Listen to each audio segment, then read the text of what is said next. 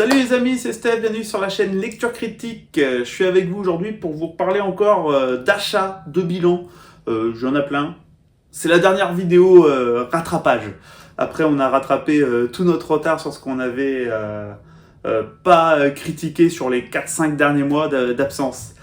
On est avec Stéphanie qui est sur le canapé. Bonjour. Bonjour. Donc aujourd'hui, on va parler de comics, BD, manga, un peu plus de manga que la dernière fois. Et niveau BD, heureusement, il y a Stéphanie, parce que moi, j'en ai qu'une seule, je crois. Après, j'ai comics et manga. Voilà. Et donc, on va commencer avec un grand format urbain, de mon côté, derrière la porte, de James Tynion IV, et en dessin, Gavin Fullerton. Donc, c'est un récit qui va se concentrer sur les peurs infantines. Le monstre derrière le placard, c'est très américain, hein, le placard qui est au bout du lit, le placard encastré dans le mur. Mais à travers les peurs enfantines, on va surtout travailler la vie de famille, on va dire, c'est ça, la vie de famille, un couple qui va pas forcément très très bien. Et du coup, il y a pas mal, à notre grande surprise, on est loin d'avoir un récit seulement horrifique, il y a pas mal de slice of life d'un couple en reconstruction, on va dire, enfin, qui essaye de se reconstruire, qui va pas très bien. Il y a des gros dialogues, on suit le mari, et il y a des gros dialogues très prenants sur la vie en général qui nous a surpris, vraiment. Parce que de mémoire, il part en road trip un peu avec son fils, c'est ça, hein? De mémoire, il part en road trip un peu lui tout seul, et à la base, à la base, il va juste chercher une boîte à clous ou je sais plus quoi. Le mec s'arrête dans un bar. Enfin, ça, c'est le signe du mec qui va pas très bien, quoi. Oui, clairement, il y a tout un dialogue. C'est ça, ils sont en train de déménager. Il y a tout un dialogue avec le barman sur ce qui va pas. Et en même temps, on a ce côté horrifique avec le petit enfant et les parents qui finalement ne font pas très attention aux gamins. Et au fait, c'était très prenant. Très intéressant, et j'étais très surpris par la qualité de ce titre. Les dessins sont pas extraordinaires. J'avoue qu'on s'était dit tous les deux, merde, les dessins bizarre de choisir du grand format urbain pour ces dessins-là, qui sont pas forcément fous. Mais je pense que James Tynion IV oblige. Et puis finalement, je trouve que ça aide à rentrer aussi dans le récit. Toi, ce grand format, ça nous plonge un peu plus dedans. De toute façon, si tout pouvait sortir comme ça, ce serait juste génial. Hein. Voilà. Bon, ils peuvent pas tout sortir comme ça, mais ce serait juste génial. C'est 100 fois plus agréable. Puis tu vas chercher les lecteurs de BD. Et donc, très très intéressant comme récit. Par contre, on a eu tous les deux le même ressenti. Un manque de 3-4 pages à la fin pour creuser un petit peu à la fin. On a trouvé la fin un petit peu abrupte, quoi. En gros, on s'est tous les deux dit, merde, on aurait aimé un peu plus. Ouais, c'est ça, c'est qu'il y a peut-être à un moment une petite longueur dans le récit. Ouais. On aurait préféré que ces pages-là soient à la fin pour avoir une fin bien propre, en fait. C'est ça. Il y a une fin, vient rapidement. Une fin un peu rapide, ouais. Voilà. Sinon, très bon récit, très sympathique. Et j'avais oublié, on est à 20,50 € pour le prix, ce qui est un prix assez raisonnable. On est sur une centaine de pages, en gros. Ils n'ont pas numéroté les pages, les salopios. On est à 104 pages, voilà. Urban le marque derrière en plus, c'est très bien. Et pour la suite, on part chez Stéphanie qui nous parle d'un manga. 360 Days to the Wedding. En français 365 jours avant le mariage. 365 jours avant le mariage. Voilà. On est chez Manabook et on est à 8€. 7,95. 7,95 ? Bon, 8€ quoi. Manabook, alors Manabook, je crois que j'ai jamais acheté de Manabook, moi. Ouais, et du coup, je vois qu'on est sur un papier très correct, hein. Légèrement jauni, mais rien de fou. C'est mieux que Pika, quoi. Donc t'as quoi à nous dire sur 365 jours avant le mariage, du coup ? Alors c'est une série qui, pour l'instant, comporte 10 tomes. Je t'apporte les autres parce que je voudrais que tu montres les couvertures. Moi, je les trouve super jolies. J'ai oublié de te les préparer. Voilà, il y a plein de petites couvertures. C'est eux en couple sympas. À chaque fois. Voilà.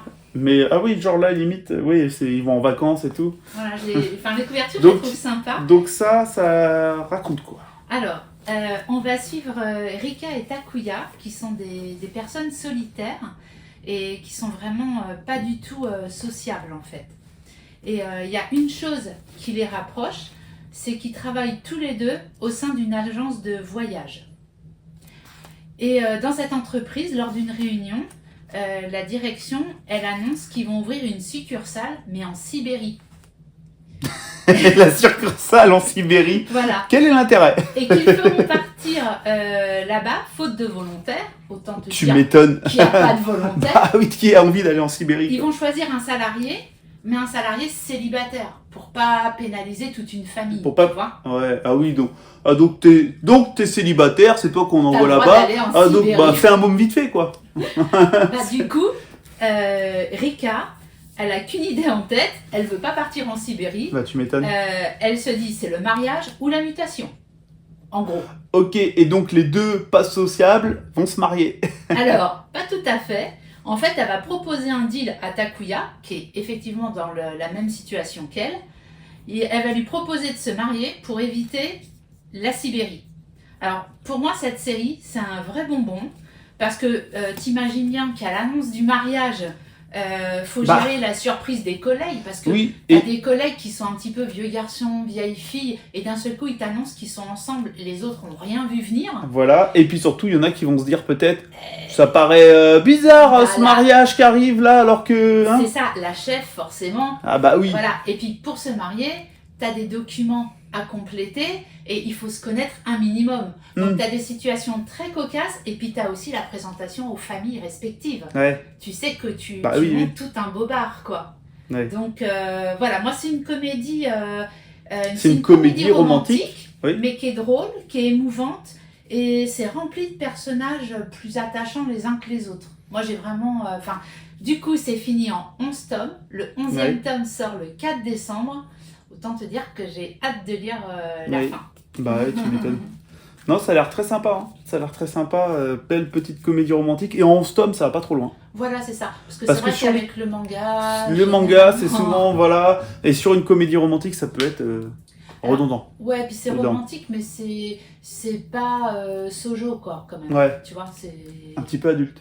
C'est un peu plus adulte. Ça fait comédie romantique un peu à l'américaine, quoi. Ouais. Et puis d'ailleurs, il y a un petit truc... alors, je spoil pas, hein, mais quand ils vont... quand lui, il va la présenter dans sa famille, y a toute la famille, dont une grand-mère. Et ça m'a rappelé un peu l'ambiance d'une sacrée mamie. Ah. Tu sais. Oui. Le manga, une sacrée mamie. Ouais. Donc c'est vraiment sympa, il y a plein de choses. Mine de rien, en couverture, il y a tous les petits points de couleur qui ressortent, qui sont un peu en relief, avec un petit vernis sélectif dessus de ça. Manabook a fait un petit truc sympa. Même tout est en relief là sur le... C'est quoi la tranche? Ouais. On appelle ça la tranche ou le dos? Non, la tranche, le dos c'est là, je crois. Donc sur la tranche... Bon bref, dites-nous, parce que j'avoue je suis naze à ce niveau-là. Ah, la tranche c'est ça, le dos c'est ça, et ça c'est le derrière, quatrième de couverture. Ok. Donc sur le dos, il y a un côté très relief et tout. Ils ont travaillé, Manabook. Ensuite, on part chez moi, donc ça tu ne l'as pas lu, avec un DC, New Gods. Alors là, c'est un truc qu'on peut lire si on n'a aucune connaissance de l'univers DC. Parce qu'au fait, c'est l'univers New Gods, ça va parler des dieux de l'univers DC. Et clairement, moi, je n'avais aucune connaissance de l'univers des dieux, voilà, et je me suis lancé dedans. Je vous avoue que la couverture collector, elle m'a beaucoup, elle m'a plu en magasin, et surtout, c'est qu'en 2 tomes. Le 2e tome, il sort dans quelques mois, et c'est fini après, donc ça, c'est cool, voilà, tu sais que tu pars pas dans un truc trop long. Et c'est Ramvi au scénario, Ramvi qui est quand même assez coté. Alors moi, des fois, il me perd, Ramvi, et là-dedans, justement, c'est spécifique. J'ai adoré ma lecture. Mais je me suis accroché. Parce que, dès le début, il y a des récits, justement, on parle de l'univers des dieux, d'un univers de super-héros. Donc c'est quand même un petit peu perché. Et Ramvi, il aime les trucs un petit peu perchés, un petit peu compliqués, intellectuels. Et au fait, il alterne avec des pages comme ça, où clairement, je t'ai fait lire le début, tu m'as fait « Oh !»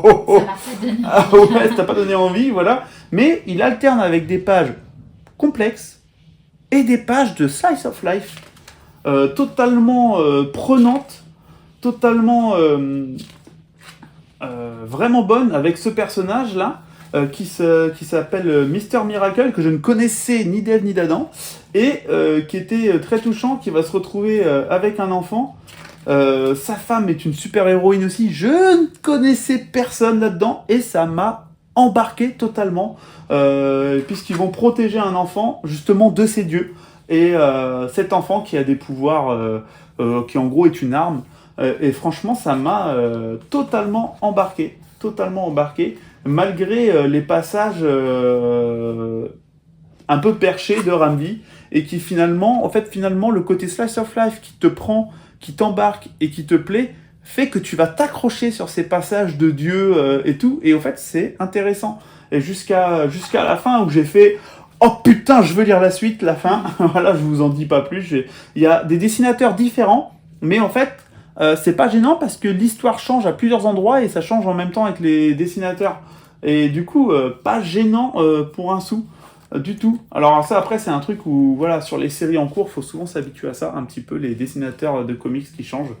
Mais moi, je sais que maintenant, j'y suis habitué et ça me gêne pas du tout. Et franchement, New Gods, une vraie réussite, mais il faut savoir s'accrocher sur les passages un peu capillotractés, intellectuels de Ramvi. Mais voilà, le mec m'a surpris parce qu'il sait aussi faire du coup du slice of life de qualité et des récits plus terre à terre qui sont très prenants. Et là, l'ensemble des deux m'a vraiment embarqué. On est sur une édition limitée à 2000 exemplaires que vous pouvez, je pense, encore trouver en vous bougeant. Et après, sinon, on est sur une édition, l'édition normale qui est ici. Voilà. Donc ça, c'est l'édition normale et vous le voyez, tome 2 apparaître et c'est en 2 tomes finis. Et je cherchais le prix... 22,50 l'édition que tu as. 22,50, bon, parce que 2000 exemplaires, automatiquement, c'est un peu plus cher. Et il y a quand même 144 pages. On ne croirait pas comme ça, mais il y a 144 pages avec un très beau papier. Hein. Papier très correct, glacé, tout ça. Franchement, très jolie édition. Donc si vous voulez la collector, foncez. Et l'autre édition, elle est à 18,50. J'allais dire, voilà, l'autre édition, si vous voulez, elle est quand même à 4 € de moins. Ensuite, moi, je vais parler de ma BD.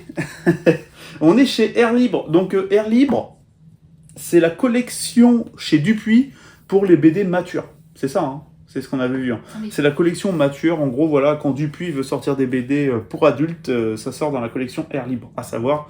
Donc, alors moi, ça, à la base, ça m'intéressait pas vraiment, mais je l'ai acheté parce que c'est Stalner au dessin et que j'adore Stalner. Voilà. C'est des dessins que j'adore. C'est lui qui avait fait Bertie et Bertie, par exemple. J'adore son trait et tout. Et à la base, on va pas se mentir que l'histoire, je l'ai tenté. C'est pas quelque chose qui m'intéresse à la base plus que ça, puisque on va suivre un opticien pendant l'Indochine, en 1912, qui est envoyé pour opérer d'une cataracte. Bon, en 1912, c'était une opération assez complexe. Le roi d'Indochine. Et en fait, sur le coup, tu te dis, bon, bah, suivre un opticien qui va opérer un roi, ouais, bon. Mais en fait, il y a toute une envergure politique derrière. Il y a toute une intrigue qui se met en place derrière qui était, mais, hyper prenante, à ma grande surprise, que j'ai adoré. Il y a du danger, il y a un peu d'aventure. Le personnage de l'opticien est très intéressant et surtout, histoire vraie, en plus.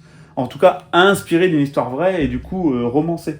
Je suis sûr que tu pourrais le lire, ça, que ça pourrait t'intéresser. En plus, tu aimes bien aussi les dessins de Stalner, qui a quand même un chara-design, je l'ai mis un peu bas, qui a un chara-design, moi, que j'adore. J'aime beaucoup, par exemple, comment il fait les femmes.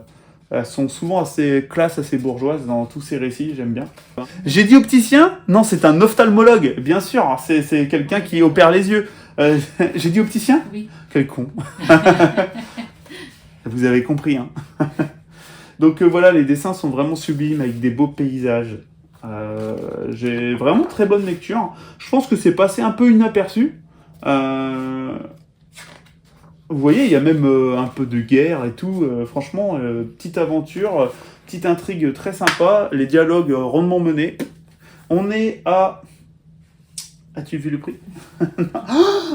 Elle n'a pas recherché le prix. Non, mais... J'y crois pas. L'assistante... Tout se perd. Comment ça s'appelle? C'est La danseuse aux dents noires. Donc 21,95, on est à 22 € pour une jolie BD, mine de rien, qui a bien sa centaine de pages aussi. À la fin, vous avez un truc, un petit livret sur l'histoire, la vraie histoire. Et pareil, très prenant à lire aussi et très sympa. Moi j'aime beaucoup quand... En plus je l'ai lu, je savais pas sur le coup que c'était forcément une histoire vraie et c'est derrière, après je me suis dit oh putain merde, tout était vrai. Tout était vrai et ça c'est vraiment très sympa. Ensuite, on va parler pour Stéphanie d'une de ses lectures d'Halloween. C'est vrai en plus. Oui. 404 Graphics qui nous a sorti une invitée dans la demeure. Bon bah eux toujours ils font des éditions très très jolies. Très joli. J'allais te dire avant de parler du livre, je voulais avant pour une fois qu'on parle de la qualité de l'édition. Ah ouais. Parce que c'est quand même 244 pages. C'est vraiment très joli. Je sais pas si tu peux enlever aussi la jaquette. Un beau bébé. Il est vraiment magnifique et il est au prix de 29,95 €. Ah ouais. Et ce qui est bien avec 404 Graphics, c'est que comme ils n'ont pas honte de leur prix vu leur édition, ils affichent toujours le prix. Tac. Donc on a la petite... jaquette, ce qui est assez rare sur des gros comics comme ça. Gros comics qui peut, encore une fois, clairement aller chercher les lecteurs de BD. Et en dessous, on est encore sur une belle couverture rigide, avec une belle couverture, avec un truc un peu chelou. Alors, les dessins aussi sont parfois en noir et blanc, parfois en couleur, parfois les deux sont mélangés. Et c'est vraiment une édition sympa. Donc là, on est bien sur un récit horrifique quand même. Voilà, donc dans cette histoire, on va suivre Abby, qui va s'installer dans sa nouvelle vie avec son nouveau compagnon et sa belle-fille. Donc jusque-là, c'est assez classique, mais en fait, on va vite arriver à se poser des questions parce qu'on apprend donc que son compagnon est veuf. Mais petit à petit, on va se poser des questions sur ce qui est arrivé à la maman de Crystal. Donc Crystal, c'est sa belle-fille. Et ça devient... tout le suspense, en fait, il va commencer ici. C'est-à-dire que petit à petit, c'est très surprenant. En plus, moi, je l'ai lu, effectivement, comme tu l'as dit tout à l'heure, le jour d'Halloween. Oui. Donc il y a une ambiance à la Hitchcock. C'est une ambiance parfaite pour ça. Et... je ne peux pas trop en dire parce que ce serait le spoiler. C'est horrifique. Il y a du suspense. Il y a des dessins un peu, on appelle ça onirique un peu, oui. C'est-à-dire un peu dans les rêves. C'est ça. C'est un peu de la métaphore de l'horreur ou... Un peu de la métaphore de l'horreur. Dans l'esprit un peu, non? Je sais pas, c'est ça va spoiler un tout petit peu, mais on peut dire que finalement, de temps en temps, le fantôme de la maman de Crystal revient pour l'alerter de certaines choses. D'accord, ok. Voilà. Ça, ouais, à mon avis, faut pas avoir peur d'être embarqué, quoi. Ah oui, et il faut pas se braquer sur les trucs un peu fantastiques. Capillotractés et fantastiques. Ça. Mais ça a l'air, artistiquement, ça a l'air d'être vraiment joli et recherché. Puis c'est très simple d'abord aussi. Ouais, c'est simple, ça paraît pas... Ouais. Ça paraît pas comme ça, justement. Eh ben non, mais c'est simple. Ça l'est. Ouais, c'est simple. Tu le lis très oui, parce qu'en plus, à savoir que 404, voilà, la personne qui gère l'éditorial chez 404, je vais pas dire que c'est un perché, mais...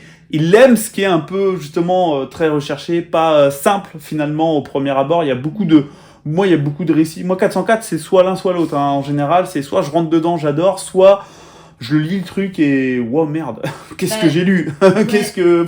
Là, c'est ce que j'allais dire. En fait, pour moi, le seul hic, c'est comme souvent avec 404, c'est que le voyage, il est très bon. Ouais. Là, clairement, c'était très prenant et tout. Mais à la fin, j'avoue que j'ai fait... moi. Et c'est souvent ça. Souvent 404, ouais. Voilà, et il faut aussi se dire qu'au-delà de souvent 404, c'est quand même souvent quand on est dans un univers horrifique. Parce que comme je te disais hier... Même les films horrifiques, il y a souvent des fins... Il y a soit on te donne le dénouement de la fin et tu fais... Ouais, c'est un peu tiré par les cheveux. Ou alors on te fait une fin ouverte. Dans les récits horrifiques, c'est souvent ça. Souvent ça. Voilà. Où ils font l'erreur de te montrer le monstre. Par exemple. Donc là, j'ai tourné la dernière part, j'ai fait « Oh, ouais ». Mais après, avec le recul, tout le voyage était vraiment sympa et il m'a tenu en haleine. Donc c'est aussi ça qu'on recherche. Donc le voyage aussi, voilà. Qui est très bon. Voilà, donc à 29,95 pour un super tome très joli. Très belle édition. Avec sa belle jaquette, franchement, comme toujours. Hein. Le papier, on est sur du papier mat. Chez 404, on est toujours sur du papier mat. Ce qui explique aussi le prix. Hein. Si tu fais un beau papier glacé super épais, bah, tu seras au moins à 5 € de plus, je pense. Mais qui il est épais quand même. est très épais et vraiment de qualité et qui gêne en rien à la lecture, c'est très joli. Ensuite, on va partir chez moi avec Rat City chez Delcourt, qui est une série de l'univers de Spawn. Alors Spawn, c'est la plus grosse série indépendante de comics, si je dis pas de bêtises. Et ça peut, bon voilà, il y a plus de 300 et quelques numéros, je crois, un truc comme ça. Donc ça peut refroidir des gens de se lancer dedans, même si il y a plein de points d'entrée dans Spawn, notamment là, Spawn 2025 qui sort dans le même format. Delcourt sort Spawn 2025. C'est un point d'entrée où vous pouvez clairement vous lancer dedans. Et donc là, on est avec Rat City. Je souris parce que j'ai le chat qui vient se frotter à mes pieds. Bah oui, ma Skitty. Bref, Rat City, c'est un Spawn du futur. Spawn, pour ceux qui ne connaissent pas, bah, c'est tout simplement des gens en général à qui il arrive malheur, qui vont se retrouver à devenir en gros un guerrier des enfers. Je schématise, hein, je vais rapidement. Et donc là, on est dans le futur et on a quelqu'un qui se retrouve dans un monde futuriste avec les pouvoirs du Spawn. Et bah, j'ai pas grand chose à en dire parce que ça serait spoilé, mais très très bien, très prenant. Les dialogues super bien foutus, c'est moderne parce que bon, spoiler sur mes objectifs de l'année, j'ai commencé Spawn et il y en avait plein qui m'avaient prévenu en commentaire à l'époque dans la vidéo objectif. En effet, Spawn, c'est vrai que ça commence à peser son âge. Alors, autant au niveau dessin, tout ça, c'est vieillissant, mais j'adore. Parce que Todd McFarlane en dessin, j'adore. Autant au niveau scénario, dialogue, tout ça, sincèrement, c'est pas mauvais. Mais ça va un peu nulle part. Je trouve, voilà, je trouve que c'est vieillissant, voilà. Et là, en fait, il y a toute la modernité qu'il faut dans Rat City. Voilà, les dialogues, les personnages, tout est moderne, tout est bien foutu. Alors attention, c'est très violent, hein, on est dans Spawn. Spawn, c'est du anti-héros, hein, clairement. Si vous voulez, on n'est pas avec DC et Marvel qui, des fois, aseptisent un petit peu au niveau violence et tout. Quoique c'est un peu moins vrai pour DC, quand même, qui est je trouve légèrement plus adulte parfois que Marvel. Mais voilà, là c'est très violent et tout. Et j'ai été archi pris.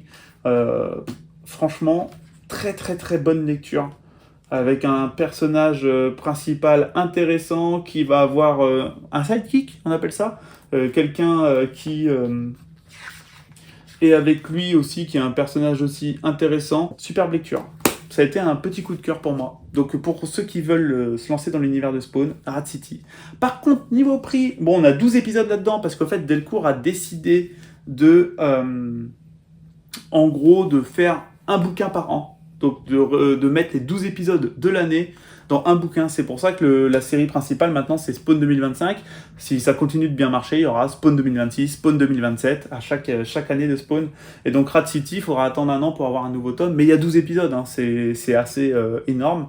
Et on est à, par contre, 32 €. Ce qui, quand même, sur le papier, sur un bouquin comme ça, fait légèrement cher. Mais 12 épisodes en même temps. Voilà. Donc, petit coup de cœur. Ensuite, chez Stéphanie, on a Ma vie posthume. Alors là, on est dans la collection Millefeuille de Glénat. Ne me demandez pas c'est quoi cette collection. J'ai cherché sur internet. J'ai pas trouvé dans le site Glénat. Donc bon voilà, la collection Millefeuille. Ma vie posthume, t'as beaucoup aimé, spoiler. Ouais, ça parle de quoi aimé. Alors déjà, c'est par les auteurs de Podum. Alors Podum, moi je le lis un peu à l'envers du coup, dans l'ordre de parution de l'auteur. Je ne l'ai pas lu. J'ai découvert cet auteur par Ma vie posthume. Donc, mais du coup, il est dans ma liste d'achat. Donc, on va découvrir dans Ma vie posthume Emma. C'est une vieille veuve grincheuse qui va se faire tuer dans son salon. Donc ça paraît un peu bizarre. Heureusement pour nous, l'histoire ne s'arrête pas là. Elle va se faire tuer dans son salon et elle va se réveiller en fantôme. Et donc, à partir de là, on va suivre ses aventures post-mortelles. Elle va rechercher, évidemment, qui a bien pu la tuer, pourquoi. Et on va faire avec elle plein de flashbacks sur sa vie passée. Sur sa vie, ouais. Ouais, et ça, j'ai beaucoup aimé. Sa rencontre avec son mari, oui, on la voit, etc. On la voit là. Petite rencontre avec son mari. Ouais. Le beau gosse aux yeux bleus, là. C'est ça. Voilà. Alors, beau gosse, faut avouer que au premier abord, les dessins, ils sont pas fous. Hein. Les dessins sont pas... Les chara-design, ça, c'est pas une folie, c'est vrai. Franchement, les dessins, c'est pas ma came. Mais, comme quoi, quand on s'arrête pas au dessin, moi, je me suis laissée complètement hyper par cette vieille Emma. Et pour moi, c'est un coup de cœur. J'ai aimé ce personnage, son humour assez grinçant, parce qu'elle est détestable, et en même temps, elle est attachante. Ouais. Voilà. Alors, Alors moi, j'ai essayé de le lire hier. J'ai essayé de le lire hier. Je suis pas rentré dedans du tout. Parce que moi, en fait, elle, j'en ai eu rien à foutre. C'est-à-dire que vraiment, la petite vieille, là, sa vie, j'étais en mode, mais... C'est comme si que je racontais ma vie, quoi. Vous en auriez rien à foutre, tu vois, parce que j'ai pas fait des choses extraordinaires dans ma vie, quoi. Le truc le plus extraordinaire que je fais dans ma vie, c'est faire une chaîne YouTube. Waouh. Génial. C'est déjà pas mal. Non, c'est déjà pas mal. Non, mais j'ai jamais fait des trucs dingues dans ma vie, voilà. J'ai eu un peu cette impression-là en lisant ma vie posthume, et ça m'a laissé à côté. Et je t'avoue qu'on on vous avoue qu'on en a discuté et qu'on s'est dit, est-ce que c'est pas une lecture un peu féminine? Peut-être au final, plus féminine, qui parle plus aux femmes, parce que alors là, je suis resté totalement à côté.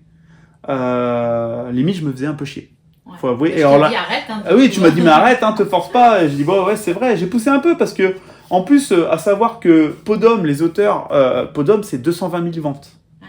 C'est une BD vente monstrueuse, quoi. Du coup, j'ai voulu essayer de comprendre. Peut-être qu'ils ont une patte, un truc. Et au fait, oh là, ça m'a laissé à côté. J'ai pas été touché, tout simplement. Mais comme quoi, deux fois, on n'est pas d'accord, et comme quoi, voilà, c'est bien. Et on est à 20 €, c'est marqué derrière. Oui, 20 €. Alors ça, cette édition-là, c'est une édition intégrale, parce qu'il faut savoir qu'à l'origine, c'était sorti en 2 tomes. Ah, c'est sorti en 2 tomes, et là, c'est une édition intégrale. Ok.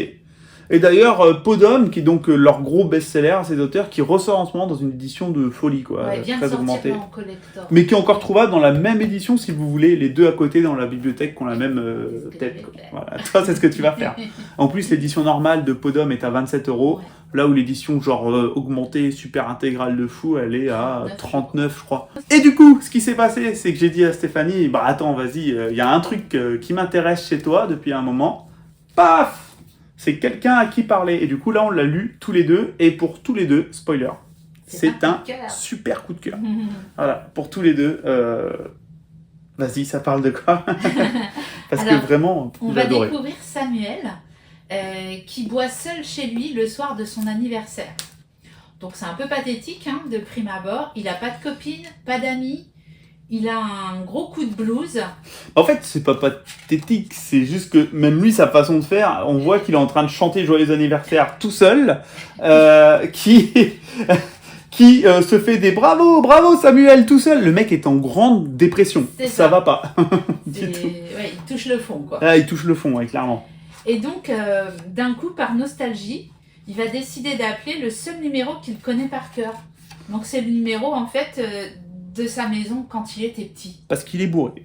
Parce qu'il est bourré. Aussi, parce qu'il se sabre le champagne tout seul, voilà, et il dit, tiens... Il se dit, pourquoi pas. Je vais appeler mon numéro d'avant. J'ai besoin d'un ami. Et donc là, à sa grande surprise, ça va décrocher. Voilà. Et c'est un petit garçon. C'est un petit garçon qui décroche. Qui s'appelle aussi Samuel, et c'est aussi le jour de son anniversaire. Et là, il va se rendre compte que le garçon qui a décroché, c'est lui, mais petit. Voilà. Et en fait, il va correspondre avec lui petit au téléphone. Et ça, c'est, à partir de là, génialissime. C'est génial. Ouais.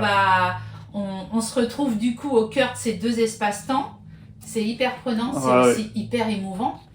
Parce que qui n'a pas rêvé de pouvoir parler à son soi du petit. Il a une vraie histoire, ce gars-là. Et ce qui est génial, c'est aussi toute la partie slice of life de lui adulte. Parce qu'en fait, les deux vont se remotiver, les deux vont s'entraider beaucoup. Et c'est super touchant, super bien amené. Les dialogues sont top.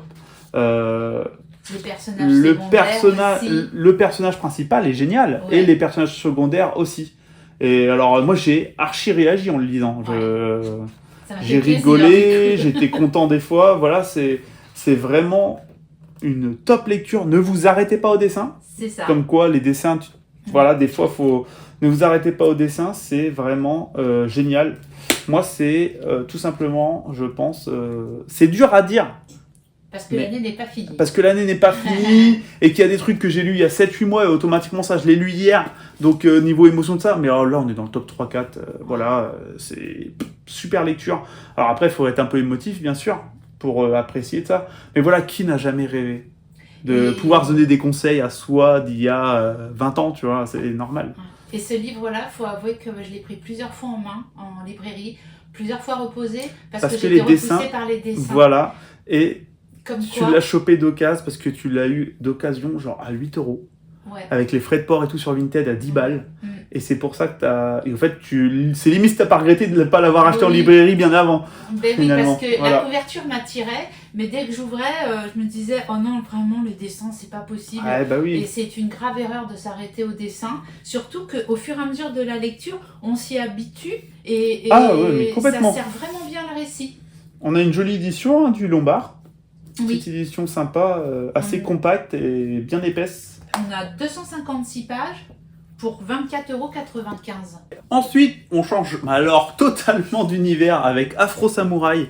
Alors là, Afro Samouraï, c'était un classique quand j'étais ado. Il y avait tout un dessin animé. Et du coup, quand Panini a sorti l'intégrale, bon déjà j'ai été pris par l'édition. Oh le bug. Par l'édition. Pourquoi? Parce que Panini, toutes les éditions de luxe comme ça, j'ai toujours trouvé ça à un prix assez élevé pour du papier tout jaune, tout pourri. Parce que tous les City Hunter et tout qui sortent comme ça, c'est du papier jaune, c'est pas à faire pour moi en édition. Tu peux pas appeler ça de luxe et faire un papier jaune dégueulasse comme ça. Et là, dès que je l'ai feuilleté, ça m'a choqué. Je me suis dit, oh, ok, Panini a décidé de changer son papier des éditions de luxe et on est sur un beau papier.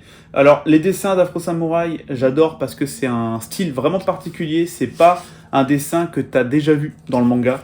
Et ça, putain, ça change parce que le manga, ça nous le fait là. Hein. Les nouveautés manga, à chaque fois qu'on feuille, on fait oh là là, putain, mais. En fait, en lisant de la BD et du comics, on se rend compte à quel point tout le monde a son identité, il y a quasi pas de dessins qui se ressemblent et tout. Tout le monde a un truc, et dans le manga, le nombre de dessinateurs qui ont la même patte, c'est incroyable. Alors bien sûr, il y a plein de dessinateurs en manga, attention, ne me faites pas dire ce que j'ai pas dit, il y a plein de dessinateurs en manga qui ont une patte particulière, mais beaucoup moins qu'en BD, en toute honnêteté. Et là, on est sur un dessinateur qui a sa patte, tout ça, vraiment, ça se voit. Et donc, j'ai tenté le coup. Et j'ai apprécié ma lecture. Lecture très particulière, parce qu'on a un univers très spécifique quand même.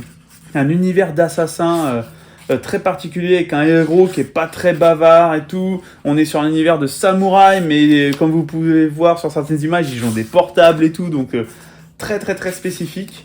Mais j'ai réussi à rentrer dedans, j'ai apprécié ma lecture. On est sur une histoire de vengeance parce qu'on est sur toujours le côté très manga, des mecs qui ont un bandeau, machin, c'est les numéros 1, des assassins qui se tirent la bourre et tout.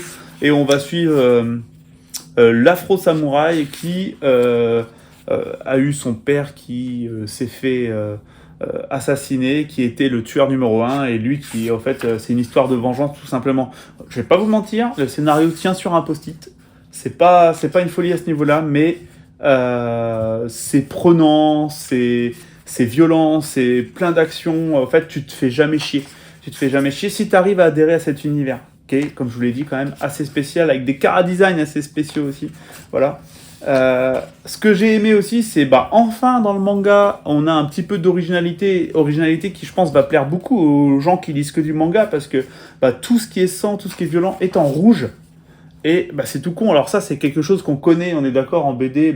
Le noir et blanc avec le sang en rouge, c'est quelque chose de très classique en BD, mais ça marche toujours très bien. Toujours très bien. C'est comme le fait de mettre ce qui est au présent en couleur et ce qui est au passé en sépia ou en noir et blanc. C'est très classique en BD, mais ça marche toujours bien. Et là, pareil, hein, ça marche super bien. Au moment où je vous dis ça, c'est bien fait. Il y a du rouge partout, c'est nickel. Ça marche super bien avec les dessins de l'auteur. Et c'est peut-être pour ça que Panini a fait un papier bien blanc aussi. Pour que, vous voyez le rouge sur la lame, ça, c'était sublime à suivre. Donc là, on est à un prix... le prix n'est pas marqué. On est sur un one-shot, c'est important à souligner. C'est vraiment Afro Samouraï intégral. Superbe travail d'édition. Et on est sur un prix de Ah, l'assistante n'est pas prête. Voilà. Je peux pas chercher mes prix avant, non. Tu peux pas préparer ta vidéo?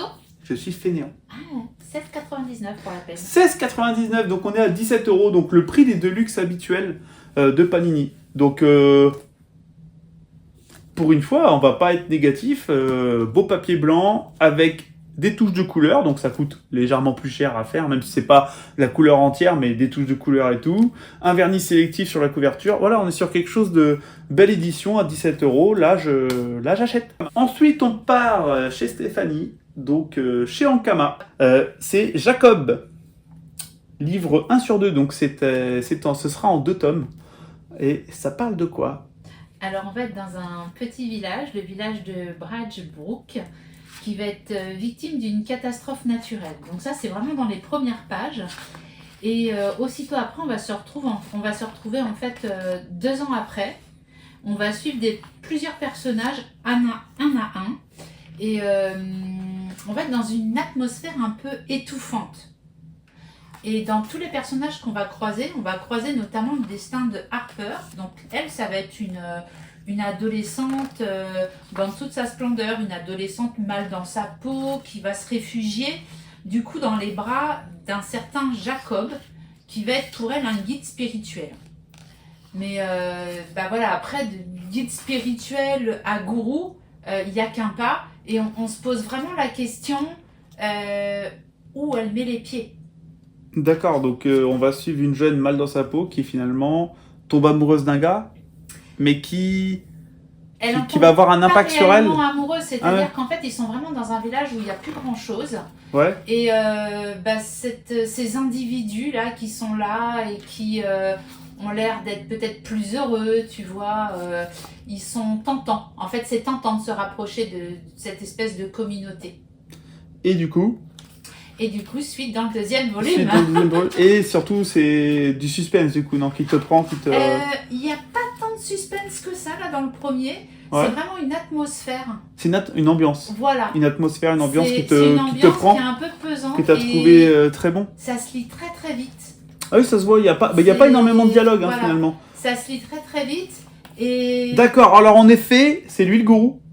Le peut-être gourou. Ils sont en train de construire une maison, ça fait très gourou en effet. On est d'accord. Ça fait très venez dans ma nouvelle société. Mais j'ai beaucoup aimé parce qu'en fait, puis je vous enverrai tuer des gens. De BD ou de mangas qui parlent des sectes, tu vois. C'est vrai que les sectes, oui. Je pense, c'est mon avis, j'ai du coup pas le deuxième encore, mais je pense qu'on va tomber dans cet univers-là. Ouais, des sectes et je trouve ça hyper intéressant. Il y avait bien le manga Smile qui avait commencé là-dessus, mais j'avais pas accroché. Oui, mais pas de façon adulte, finalement. Le manga Smile, ça partait, c'était pas adulte du tout. Donc c'est pas un coup de cœur. J'attends le deuxième volume pour avoir l'histoire complète et de me dire... parce que là, on sait pas trop où on part, en fait. C'est le genre de truc que je pourrais me lire, mais quand ce sera intégral. Voilà. Puis d'ailleurs, Ankama, d'ici 2-3 ans, le sortira certainement en intégral aussi. Il y a des chances. Voilà. Donc il y a 120 pages. 120 pages et... 19,95, c'est marqué derrière. Là, j'ai pas besoin d'assistante. Et les papiers, qui est propre. Oui, le papier, clairement, on est sur un petit papier glacé. C'est pas le plus épais au monde, mais il est très bien. Il est très bien, c'est un beau papier, très propre. Ankama, de toute façon, c'est une bonne maison d'édition. En règle générale, Ankama, à chaque fois on le dit qu'on présente un truc Ankama, mais on a été très peu déçus par les... Ankama, le responsable éditorial, je pense qu'il est très pointilleux sur ce qui sort, clairement. Donc moi, alors là, je vais pas avoir grand chose à en dire, mais c'est une lecture popcorn, The Big Burn. C'est chez Delcourt, donc dans la collection Distillery, enfin c'est pas une collection de Delcourt, c'est l'éditeur américain, qui est un jeune éditeur, et qui sort beaucoup de one-shot, beaucoup de récits one-shot, et alors là, tout simplement, vraiment lecture popcorn, mais qui m'a beaucoup plu. Là, on n'est pas là pour se prendre la tête, on n'est pas là pour intellectualiser le truc. C'est des gens qui vont devoir aller braquer le diable. Voilà. Franchement, j'ai même pas grand-chose à vous en dire de plus, finalement. Ils vont devoir braquer le diable. C'est des personnages assez bien écrits, badass. Il y a de l'action, il y a du suspense. Parce que le diable... c'est pas rigolo, hein, l'espèce de Jason Momoa, là. Clairement, hein, si tu adaptes en film, tu prends Jason Momoa dans le rôle, on est d'accord, voilà. C'est c'est prenant, moi j'ai beaucoup aimé.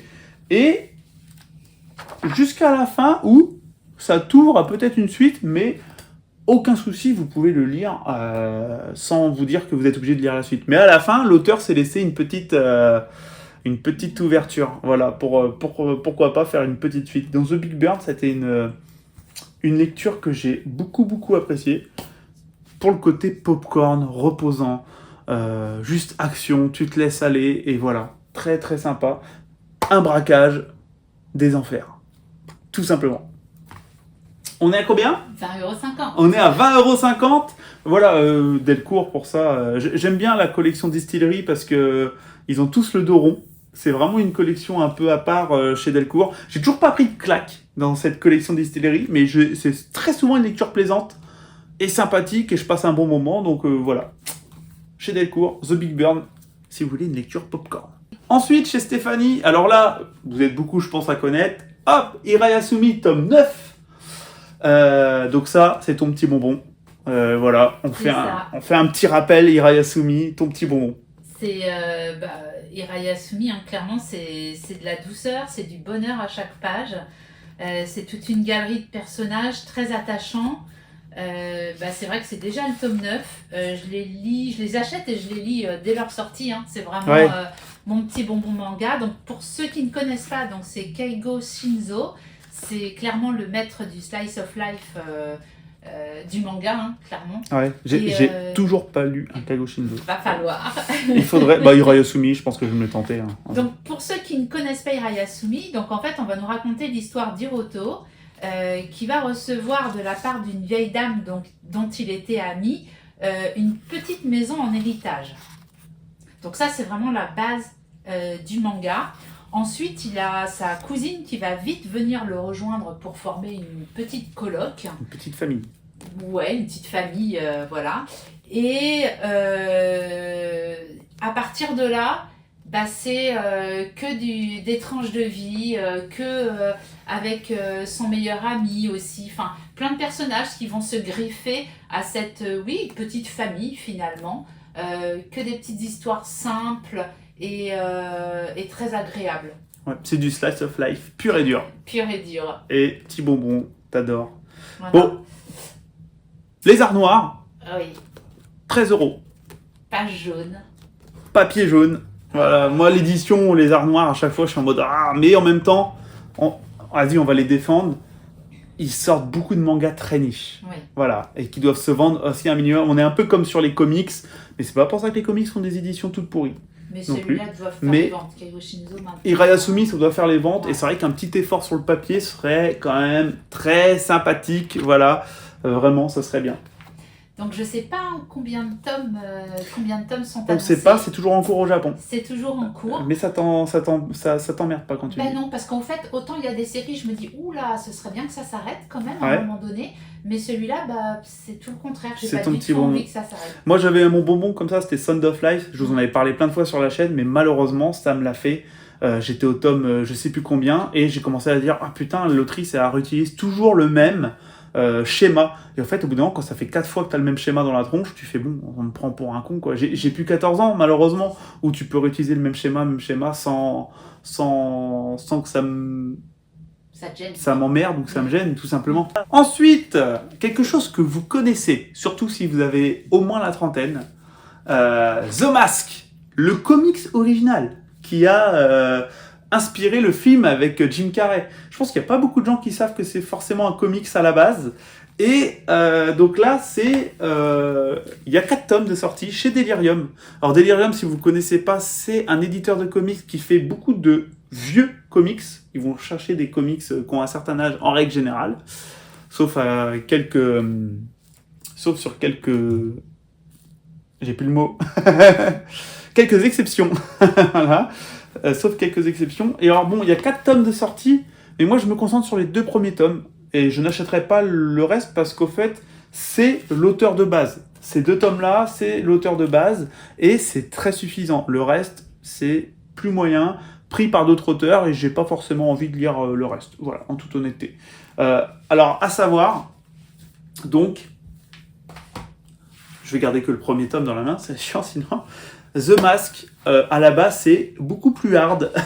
Qu'est-ce que vous avez vu dans le film The Mask avec Jim Carrey? Ils ont bien aseptisé le truc. J'ai beaucoup aimé ma lecture, c'est pour ça que je vous en parle. Alors, on a des dessins un peu vieillissants, parce qu'on est dans les années, dès vraiment fin 80, début 90, si je dis pas de bêtises. Mais alors, ça part dans tous les sens. Voilà, le mec, quand il a le masque, c'est violent. C'est violent. Le gars n'a pas de limite. Mais très prenant. En fait, si vous connaissez Garcenis, donc l'auteur de The Boys, Pusher, etc. Si vous connaissez donc Garcenis, eh bien, vous prenez le film The Mask et vous mettez Garcenis à l'écrit. En gros, hein, voilà, c'est ni plus ni moins que ça. Après, j'ai pas grand-chose à vous dire, mais on retrouve les personnages du film et tout, hein, le flic et tout. Mais rien que le flic. McCulloway, ou je sais plus comment il s'appelle, il a un nom un peu irlandais, rien que le flic est, comme vous le voyez, beaucoup plus vénère, beaucoup plus violent dans ce récit. Voilà, donc c'était pas un coup de cœur, mais une petite lecture sympathique et très sympa de retrouver l'univers du film de mon enfance finalement, mais en plus adulte, plus hard, voilà. On est à un prix, normalement, voilà, 26 € pour un tome couverture rigide Delirium. C'est toujours de belles éditions, hein, très brillantes, avec un vernis sur la totalité du truc, et belle édition bien rigide, bien costaud, avec un beau papier, tout ça. C'est Delirium, c'est des vraies belles éditions. Par contre, on est sur un tome très épais sur le premier à 26 €. Le tome 2, 22 €. Ils ont baissé le prix parce que plus petit, normal. Bon, d'ailleurs, je dis normal, mais dans le manga, c'est pas toujours fait. Voilà. Mais bon, bah, 18 €. Si celui-là à 26, 18 €, ça m'aurait paru un peu plus. Voilà. Mais après, c'est toujours pareil. Les ventes, elles sont ce qu'elles sont sur ce genre de truc. Ensuite, chez Stéphanie, on va dans une BD. Une BD d'un auteur quand même assez connu, puisque si vous connaissez Joe Bartim, je pense qu'on est beaucoup à avoir lu des Joe Bartim étant plus jeune, et ben c'est par le même auteur, Fane, voilà, tout simplement, qui a fait Streamliner. Alors on est sur un truc quand même un peu plus léché, on va dire, niveau dessin et tout, et même niveau scénario que Joe Bartim quand même. Voilà. Et donc, t'en as pensé quoi de Streamliner? Alors, Streamliner, moi j'ai adoré. Donc voilà, déjà d'entrée de jeu, ça a été quelque chose de vraiment très plaisant à lire. Donc Streamliner, c'est quoi? Donc pour moi, c'est un mélange de Bagdad Café, de Fast and Furious et de Mario Kart. Ah ouais, oh le sacré mélange. 3 univers complètement différents, c'est mixé, on plonge dans une ambiance un peu Route 66. Mario Kart est plus réaliste que Fast and Furious. on plonge dans une ambiance un peu Route 66 avec des courses sauvages à gogo. J'ai beaucoup aimé l'univers, l'ambiance, les personnages. On va y croiser donc Crystal la badass, Billy Joe qui a carrément un côté funzy pour ceux qui connaissent Happy Days. Et c'est hyper rythmé. On a vraiment l'impression d'être dans un film en fait. Oui, tu te fais pas chier, c'est vrai.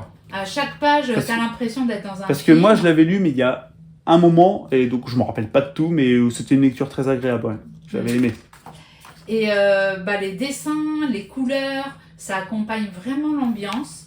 Alors, en revanche, quand on ouvre ce livre, c'est que du divertissement sans prise de tête. C'est lecture popcorn. C'est du divertissement, c'est ça.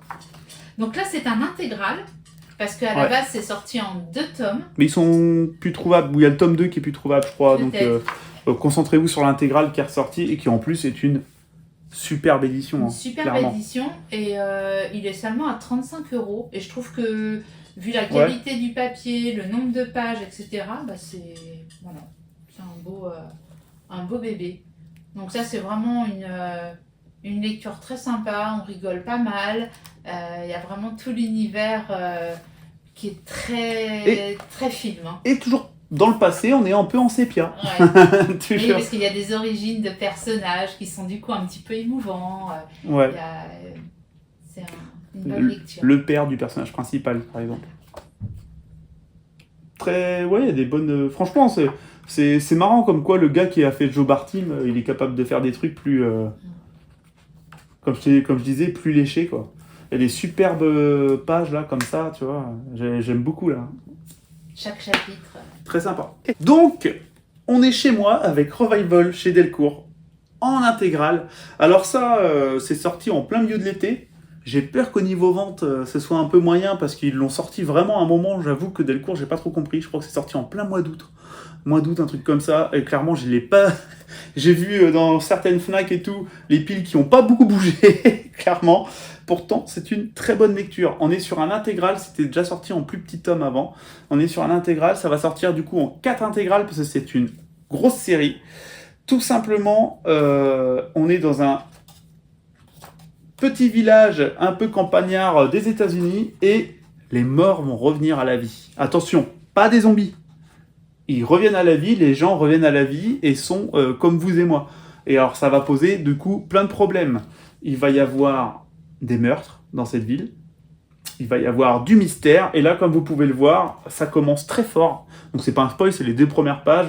On voit quelqu'un qui est dans une morgue et qui incinère un corps et la personne ressort ressort de l'incinérateur. Donc là, vie de merde, vraiment, parce que t'es mort et en plus quand tu revis, t'es en train de te faire incinérer. Donc ça, moi, ça m'a accroché direct. Et en fait, à partir de là, il y a du mystère. Les personnages principaux sont très intéressants. Moi, j'ai bien aimé les personnages principaux. La narration est très bonne, vous la voyez là. Et à savoir que moi, quand j'ai terminé le premier intégral, j'ai pas pu m'empêcher d'aller à la médiathèque et de trouver les tomes simples et du coup de tout me lire. Voilà. J'ai absolument tout lu, donc je peux vous assurer que il y a quelques petits moments de longueur, mais ça se termine bien et c'est un bon récit.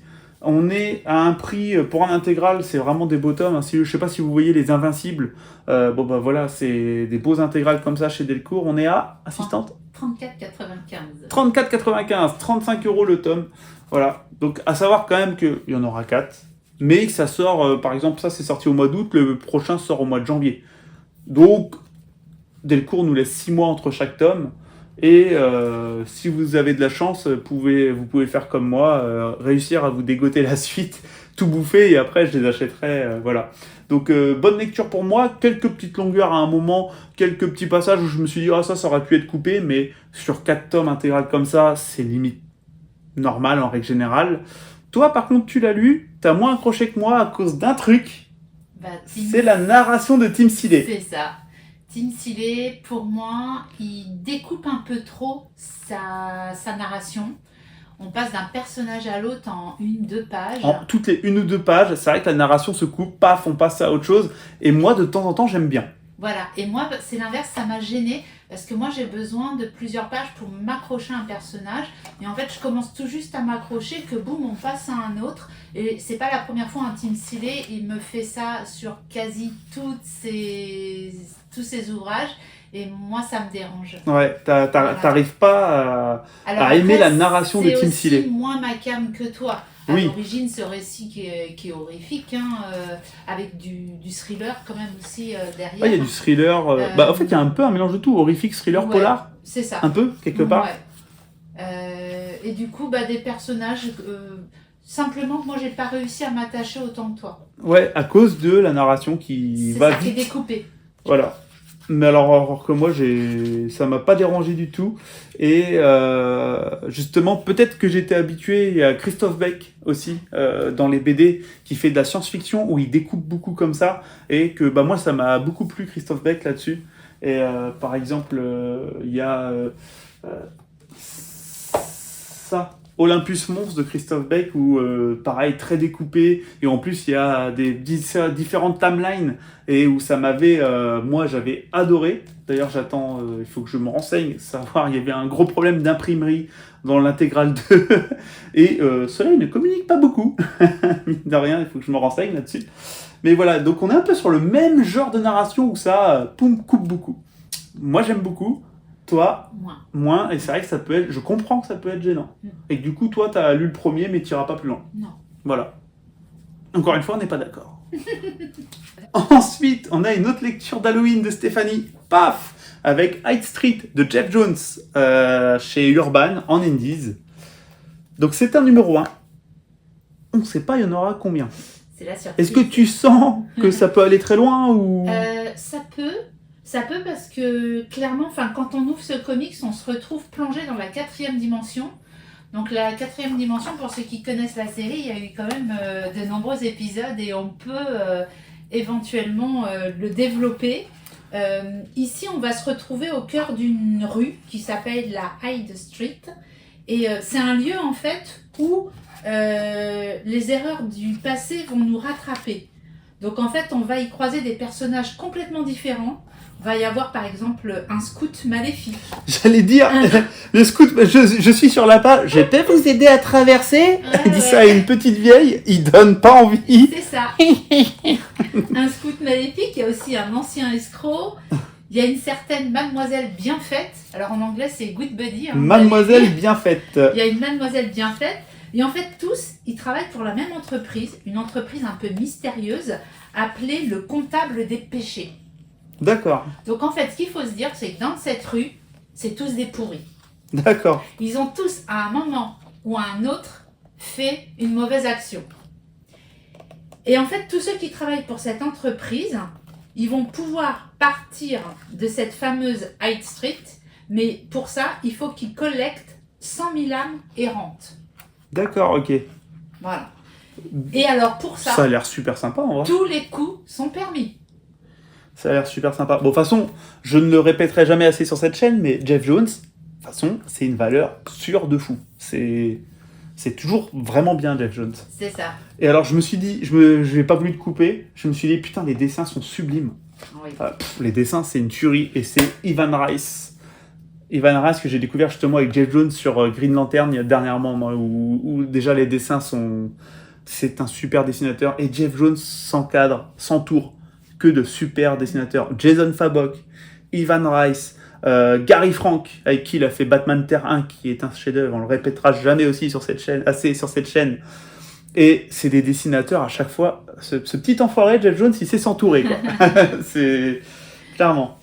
Donc moi, j'ai vraiment beaucoup aimé les différents personnages, l'ambiance, et puis toutes les histoires, parce qu'en fait, on va dire que chaque âme égarée, on va développer un peu son histoire, son origine, et c'est hyper prenant. On plonge en fait dans des univers différents au sein du même livre. Avec du coup à chaque fois ça fait presque histoire courte, mais reliées entre elles presque, non ? Ouais, reliées entre elles. Et moi, il y a une petite histoire à la fin particulièrement qui m'a touchée avec cette fameuse mademoiselle bien faite et ce culte du corps à tout prix. Et je l'ai trouvé génial. Donc, hâte de lire la suite. Comme tu dis, Geoff Jones a encore réussi son coup. Ouais, c'est ça. Ok. Et sur cette édition, on est à 25 €. J'allais dire, c'est un prix raisonnable. Oui, parce qu'il y a pas mal de pages. Parce qu'on est sur pas mal de pages. Je m'attendais, tu vois, à 28, 30, tu vois. 25. Et puis on est sur un papier propre. Et je m'attendais, je sais pas il y a combien de pages, mais Urban, 264 pages. C'est un beau bébé. Donc j'espère que ça va bien fonctionner et que pour Urban et pour Geoff Jones, parce que comme ça, on est sûr d'avoir la suite. La dernière lecture de mon côté, on est encore chez Delcourt. Delcourt, j'en ai présenté quelques-uns.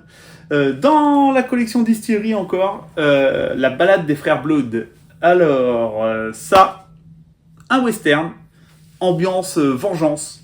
Assez classique, hein. La vengeance dans les westerns, on en bouffe. C'est la base. Mais j'ai beaucoup aimé l'ambiance. Beaucoup aimé. J'ai même adoré l'ambiance, c'est même le point le plus positif du récit. J'ai été pris dans cette ambiance de vengeance, ces personnages. Attention, les dessins sont spécifiques, parce qu'on a Eduardo Risso au dessin, et qui a fait un style totalement différent. C'est les auteurs de Sans Bullettes. Auteurs de Sans Bullettes qu'on retrouve dans le grand format Urban aussi. Et voilà, je voulais juste parler des dessins, parce que les dessins d'Eduardo Risso sur Sans Bullettes, c'est pas une folie, mais on est sur quelque chose de précis, au niveau colorisation très classique, j'ai envie de dire. Ça joue beaucoup avec les noirs et tout. Voilà. La profondeur des noirs, il y en a pas mal, avec une couleur assez pâle, finalement. De dessin, on va dire, efficace, mais pas extraordinaire. Moi, je suis pas très fan. Et le gars, donc 15 ans plus tard ou 20 ans plus tard, il revient avec des dessins différents, mais que j'ai pas trouvé exceptionnel non plus. Parce qu'il arrive du coup avec un style un peu aquarelle. Mais bon, limite, si je dois choisir, je préfère cela. Donc on va suivre ces 3 enfants qui vont être en quête de vengeance, puisque les cow-boys que l'on voit en ombre ici viennent chercher leur mère. parce qu'il y a une histoire entre eux et leur mère, et ils viennent, un jour, ils débarquent, ils viennent chercher leur mère, et donc dans la violence, hein, ça se passe, je ne vous spoil pas, et on va retrouver ces 3 enfants qui vont chercher à se venger. Et donc, pareil, hein, parcours de vengeance, parcours initiatique, parce que 3 enfants qui se retrouvent livrés à eux-mêmes dans ce Far West, voilà, il va se passer des choses. En même temps, on suit ces bandits qui ont enlevé la mère, et on suit la mère aussi, et jusqu'à la fin. Et franchement, pour moi, ça a été une très bonne lecture, bonne ambiance. Il se passe des choses, quoi. Je me suis jamais embêté. Là où toi, t'es pas rentré dedans. T'es pas rentré dedans du tout. J'ai pas du tout accroché. Je sais même pas si j'ai atteint la moitié. Ouais, à ce point-là, oui. Ouais. En fait, j'ai pas aimé les dialogues, j'ai pas aimé les dessins. Alors que moi, les dialogues, tout ça, j'ai accroché, ouais. Alors, pour le coup, c'est une lecture peut-être plus masculine. Et rien à voir avec les westerns, parce que j'adore les westerns. Oui, c'est une grosse lectrice de western comparée à moi, justement. J'ai trouvé les dialogues, par moments, un peu vulgaires. Peut-être que le fait que tu sois une grosse lectrice de western, et notamment de western franco-belge, oui, peut-être. Avec la patte franco-belge, très mature, très posée des fois. Et peut-être que là, la patte western comics, ouais, ça mais tape. regarde, non Comme une tombe, j'ai adoré. Ouais, Aucune tombe assez profonde. Aucune tombe. C'est le Heureusement, roman je suis là. Comme une tombe. Aucune tombe assez profonde, ouais, de Scotty Young, t'as adoré, ouais. Ouais. Donc, Ouais. non, il y a. Non, voilà. c'est peut-être, ouais, faut peut-être pas chercher, c'est Après, tout. Hein. c'est peut-être Azarello. Hein. Azarello, t'es peut-être pas très fan d'Azarello, tout c'est simplement. ça. Parce que toi, sans Bullet, pareil, t'as pas trop adhéré non plus. Moi, je vais le lire prochainement. Ouais, moi, j'arrête. Mais ouais, voilà, toi, t'arrêtes. Donc, voilà. Moi, j'ai beaucoup aimé. Très bonne lecture. Petite lecture honorable. Voilà. Que j'ai vraiment apprécié. Et donc, on est à un prix chez Distillery Delcourt de... Alors, j'ai mon assistante qui m'a dit maintenant, dès que tu vas prendre un bouquin, je vais chercher le prix. Elle fait pas trop le job. Il va falloir que je licencie. De toute façon, c'est pas terrible. De toute façon, c'est pas terrible. Ne l'achetez pas. 25,50. On est à 25,50, donc encore un prix très raisonnable, je trouve, de la part de Delcourt, qui fait une édition en plus, très jolie édition. Et la dernière lecture de Stéphanie, Gung-Ho chez Paquet, aux éditions Paquet. Alors on va surtout parler de ça, la nouveauté, mais il y a le gros intégral de base chez Paquet, qui est un vrai énorme intégral, là. Hein, voilà. Donc tu vas nous parler d'un peu de tout, finalement. Alors déjà, le dernier, parce que j'avoue que ça a été une super surprise pour moi de découvrir ce volume-là, que j'espérais pas, parce qu'il n'avait pas été annoncé. Ouais, tu savais pas que ça sortait. Non, j'avais lu justement l'intégrale l'année dernière et j'avais adoré. Et pour moi, c'était une intégrale complète. Mais alors, à la bonne surprise, ils ont fait cette histoire qui est complète aussi, donc en un seul volume, qui est indépendante de l'histoire principale. Donc mais... tu peux la lire si t'as pas lu l'histoire principale ? Voilà, on peut, mais franchement, moi je trouve que c'est quand même mieux d'avoir lu les autres pour au moins connaître le contexte. Ok. Parce qu'en fait, c'est du survival. Il y a ce qu'on appelle la plaie blanche qui a presque tué toute l'humanité. Et on va retrouver des groupes de survivants à l'intérieur des villes ou des villages qui sont fortifiés.